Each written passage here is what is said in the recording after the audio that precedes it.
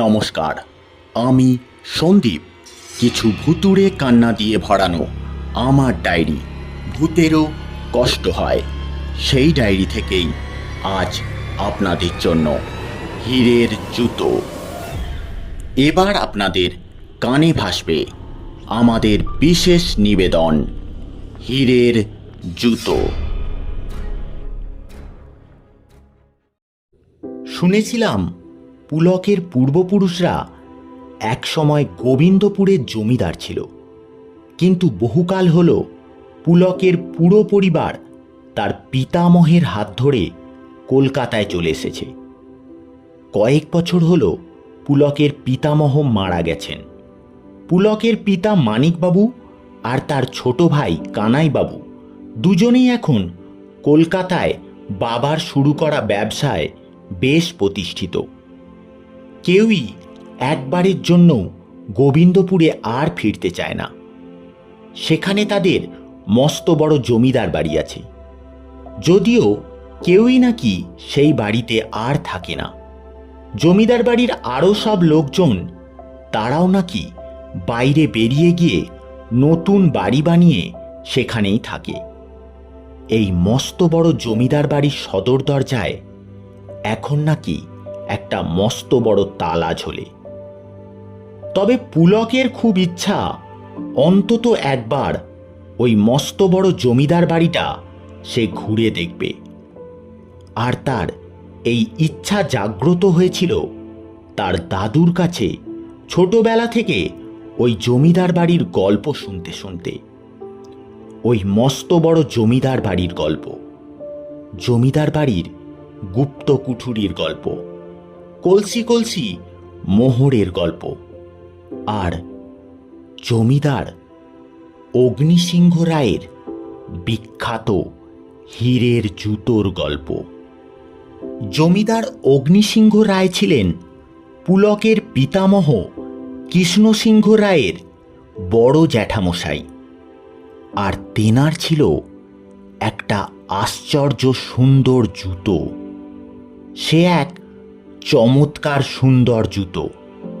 গোটা জুতোর ওপরে এক ধরনের সাদা সাদা পাথর বসানো। কেউ বলে শ্বেত পাথরের টুকরো, কেউ বলে মতি, আবার কেউ কেউ বলে হাতির দাঁত। কিন্তু সত্যি সেটা কি পাথর সেটা কারোরই ঠিক জানা ছিল না। আর পাথরগুলোর মাঝখানে একটা মস্ত বড় হীরে বসানো। সে সত্যি আশ্চর্য। সে জুতোর দিকে একভাবে তাকিয়ে থাকা যায় না, আলো যেন ঠিকরে বেরিয়ে আসে। সেই জুতোটা একবার পরে দেখার বড়ই শখ পুলকের। তবে সেই জুতো আমদানি হওয়ার পর থেকেই জমিদারির অবস্থা ধীরে ধীরে খারাপ হতে থাকে। অনেকে তো এই জুতোটাকে অভিশপ্ত জুতো বলতো। তবে এই জুতোর সঙ্গে যে জমিদারির কোনো সম্পর্ক নেই সে বিষয়ে পুলকের দাদু কৃষ্ণসিংহ রায়ের কোনো দ্বিমত নেই। তার মতে ওসব কুসংস্কার। তবে নাকি জমিদার অগ্নিসিংহের মৃত্যুর পর থেকে ও জুতো আর কেউ চোখে দেখেনি। সবাই বলে অগ্নিসিংহ রায় নাকি মৃত্যুর ঠিক আগেই জুতো জোড়া লুকিয়ে ফেলেছিল নিজের ঘরে। মৃত্যুর আগে অগ্নিসিংহ নাকি পাগল হয়ে গিয়েছিলেন। তিনি নিজের ঘরে কাউকে ঢুকতে দিতেন না এবং নিজেও ঘর থেকে বেরোতেন না।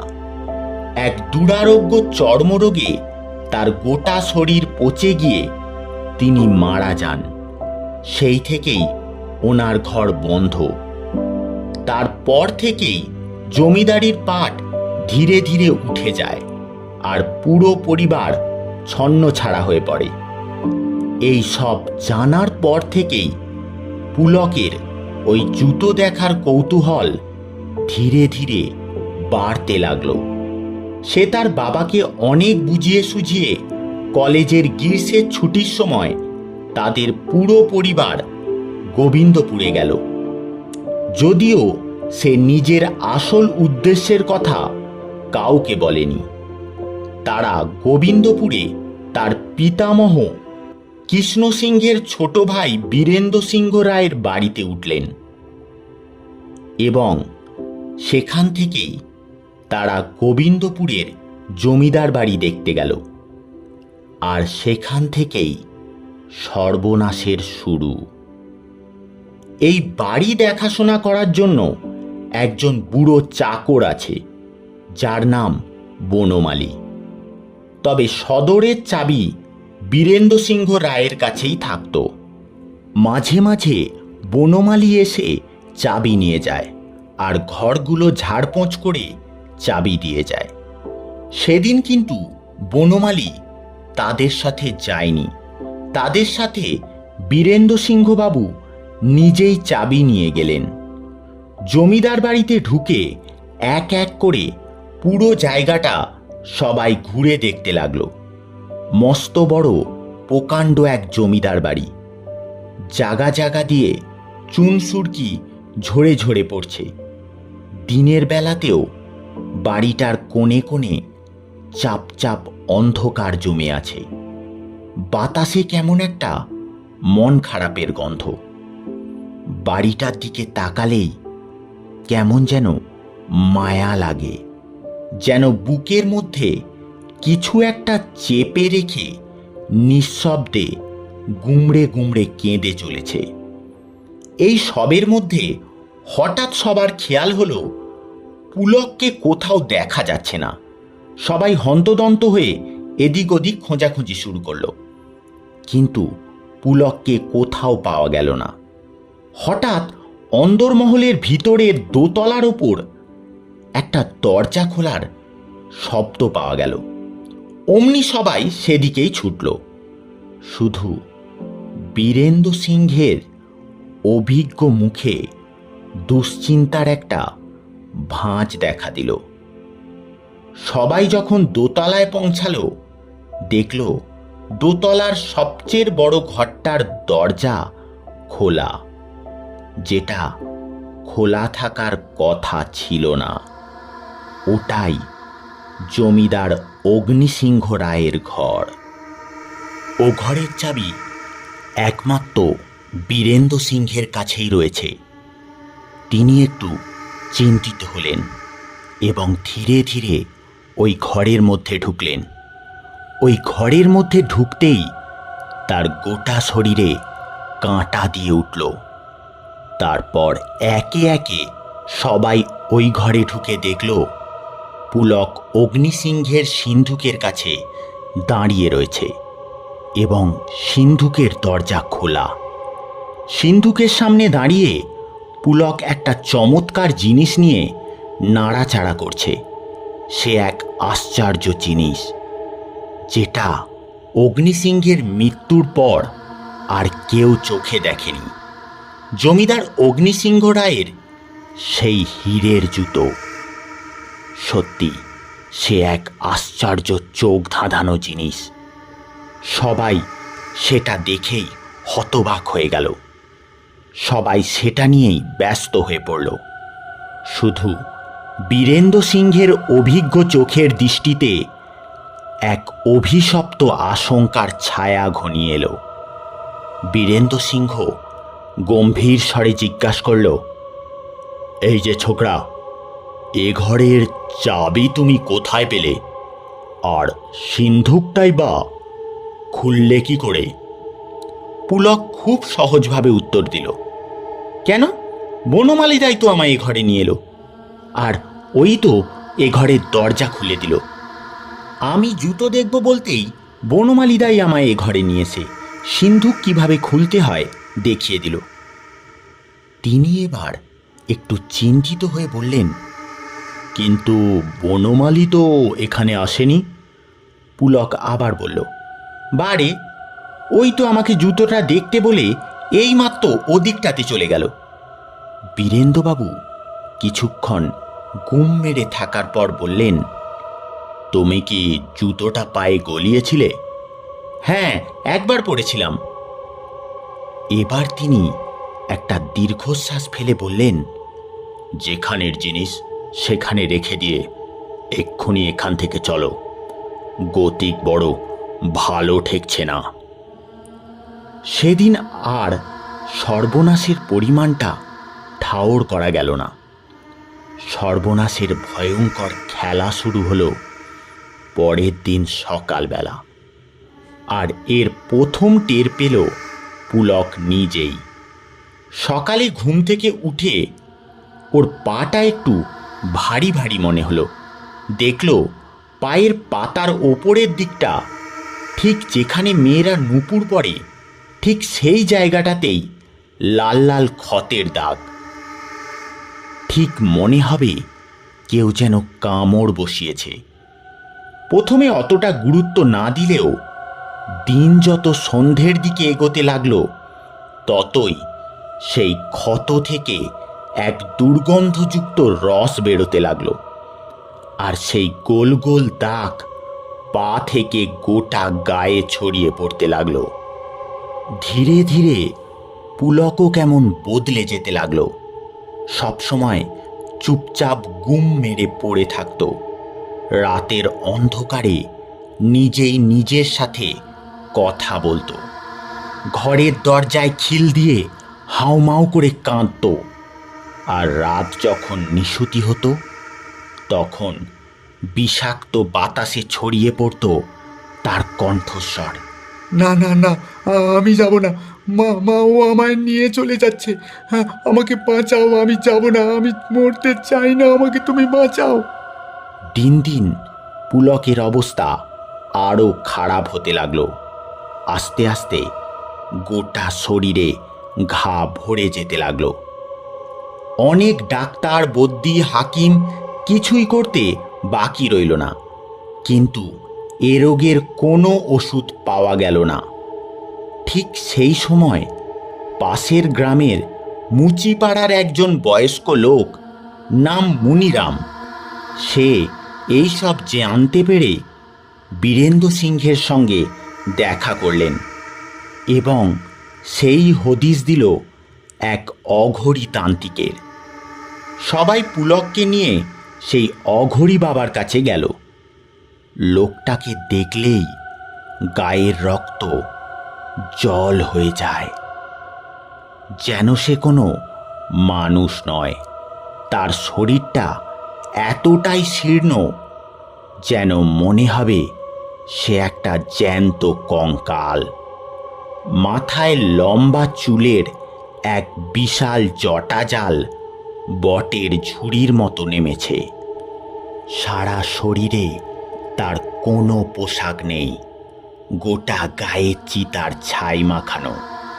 ঘোলাটে দুটো চোখের নীলচে মণি দুটো থেকে বেরিয়ে আসা একটা তীক্ষ্ণ দৃষ্টি পুলকের শরীরটাকে ছুঁয়ে ছুঁয়ে যাচ্ছিল। তারপর ধীরে ধীরে নুইয়ে পড়া শরীরটাকে নিয়ে একটু একটু করে কুঁজো হয়ে দাঁড়িয়ে আকাশের দিকে চেয়ে এক বিকট স্বরে চিৎকার করে উঠল, তারপর তিনি একটু একটু করে সেই জুতোর রহস্য উন্মোচন করলেন। আজ থেকে প্রায় ৮০ বছর আগে এই তল্লাটের জমিদার ছিলেন ওই অত্যাচারী অগ্নিসিংহ রায়। তার দাপটে গোটা তল্লাটের মানুষ ভয়ে থরথর করে কাঁপত। এদেশে ওনার মতো অত্যাচারী জমিদার বোধ করি আর দুটো ছিল না। একবার ওনার এক প্রজা, নাম তার বৃন্দাবন, ওনার অত্যাচারের প্রতিবাদ করেছিল। তারপর থেকেই তাকে আর কেউ চোখে দেখেনি। সে কোথায় গেল, তার কি হলো, কেউ জানে না। জমিদার অগ্নিসিংহের ভয়ে এ তল্লাটের কেউ সেসব নিয়ে আলোচনা পর্যন্ত করেনি। কিন্তু আমি জানি, একমাত্র আমি জানি, সে আজও বন্দি ওই জমিদার বাড়ির মধ্যে। ও বাড়ি অভিশপ্ত, ওই জুতো বিষাক্ত, পৈশাচিক। ওই জুতোটাকে আগে শেষ করতে হবে। এতক্ষণ বীরেন্দ্র সিংহ চুপচাপ সব শুনছিলেন। এবার তিনি মুখ খুললেন। কিন্তু ও জুতো পৈশাচিক কেন? অঘরী বড় বড় চোখ করে খেঁকিয়ে উঠলেন। ও জুতো কি দিয়ে তৈরি জানিস? ও জুতো জ্যান্ত মানুষের চামড়া দিয়ে তৈরি। আর ওতে জ্যান্ত মানুষের উপড়ে নেওয়া দাঁত আর শরীরের হাড় দিয়ে কারুকার্য করা আছে। আর সে অন্য কারো নয়, সে হলো বৃন্দাবনের চামড়ার জুতো। আর ও জুতো জোড়া অগ্নিসিংহ রায়ের জন্য আমি আমি বানিয়েছিলাম। তাই সে পাপে আমি এখন এই অভিশপ্ত জীবন যাপন করছি। কিছুক্ষণ সব শুনে সবাই চুপ করে রইল। তারপর সেই নীরবতাকে ভঙ্গ করে অঘরী আবার বলে উঠল। এখন এখন একটাই উপায়, ও জুতোকে আগুন দিয়ে পুড়িয়ে পুড়িয়ে ছাই করতে হবে। তবে তবে একটা অসুবিধা আছে, ও জুতো জ্যান্ত মানুষের পা ছাড়া জমিদার বাড়ি থেকে কিছুতেই বেরুবে না। আর আর আগুনেও পুড়বে না। অঘরী এবার এক মারণ খেলায় মাতল। সে এই অভিশপ্ত জীবন থেকে মুক্তি চায়।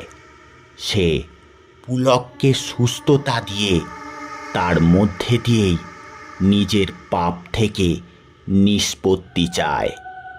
সে ঠিক করল আজ রাতে ওই জুতোকে রাজবাড়ির বাইরে আনবে। আর এই পৈশাচিক শিকারের জন্য টোপ হবে পুলক নিজে। না হলে কিছুতেই পুলককে বাঁচানো যাবে না। রাত যখন নিশুতি হয়, প্রতি রাতেই একটা ছায়া মূর্তি পুলককে ডাকে ওই জুতো জোড়া পরবার জন্য। আজ রাতেও তার অন্যথা হলো না। আর বৃন্দাবনের রক্তাক্ত চামড়াবিহীন অতৃপ্ত পেদাত্মা রাত নিশুতি হতেই মৃত্যুর লকলকে নেশা নিয়ে পুলকের বিছানার পাশে উপস্থিত হলো। আর তাকে ডাকতে শুরু করলো। আয় আয় না রে, আয় আয় আয় আয় আয়, চামড়ার জুতো পরবি, আয় আয় বলছি। আর সেই সুযোগেই জমিদার বাড়িতে জমিদার অগ্নিসিংহ রায়ের ঘরে ঢুকে লুকিয়ে রইল সেই অঘরী বাবা। পুলক কলের পুতুলের মতো পেতাত্তার পিছন পিছন এসে জমিদার বাড়িতে ঢুকল। তারপর অগ্নিসিংহ রায়ের ঘরে ঢুকে পুলক সিন্ধুকটা খুলতেই জুতো জোড়া বাইরে বেরিয়ে এলো। যেই না জুতো জোড়া পুলক পরতে যাবে, অমনি ঘরের মধ্যে লুকিয়ে থাকা অঘরী এসে জুতো জোড়া পায়ে গলিয়ে নিল। আর সঙ্গে সঙ্গে বৃন্দাবনের হাড়, দাঁত আর চামড়া দিয়ে তৈরি হওয়া সেই পৈশাচিক অভিশপ্ত জুতো অঘরীর পায়ে এক তীব্র কামড় বসালো। সেই কামড়ের যন্ত্রণা নরক যন্ত্রণার থেকেও ভয়ঙ্কর। ঠিক একটা জ্যান্ত মানুষের শরীর থেকে একটা একটা করে কাঁচা দাঁত তুলে নিলে যেমন যন্ত্রণা হয় ঠিক তেমন। কিংবা মনে করো কোনো জ্যান্ত মানুষের দেহ থেকে ধীরে ধীরে চামড়া তুলে নিলে যে যন্ত্রণা অনুভূত হয় ঠিক তেমন যন্ত্রণা। সেই যন্ত্রণার চোটে কুঁকিয়ে উঠলেন অঘরীতান্ত্রিক। যন্ত্রণায় কুঁজো অঘরী খেঁচে সোজা হয়ে আকাশের দিকে মুখ তুলে তীব্র চিৎকারে জমিদার বাড়ির দেওয়াল যেন ফাটিয়ে দিতে চাইল। আর সঙ্গে সঙ্গে জমিদার বাড়ির মস্ত দালানে ঝোলানো তেলের বাতিটা নিয়ে নিজের গোটা গায়ে আগুন লাগিয়ে দিল। আর সেই আগুনে তান্ত্রিকের অভিশপ্ত জীবনের সাথে সাথে সেই ভয়ঙ্কর সুন্দর অভিশপ্ত হীরের জুতো আর বৃন্দাবনের অতৃপ্ত আত্মা পুড়ে চিরতরে মুক্তি লাভ করল।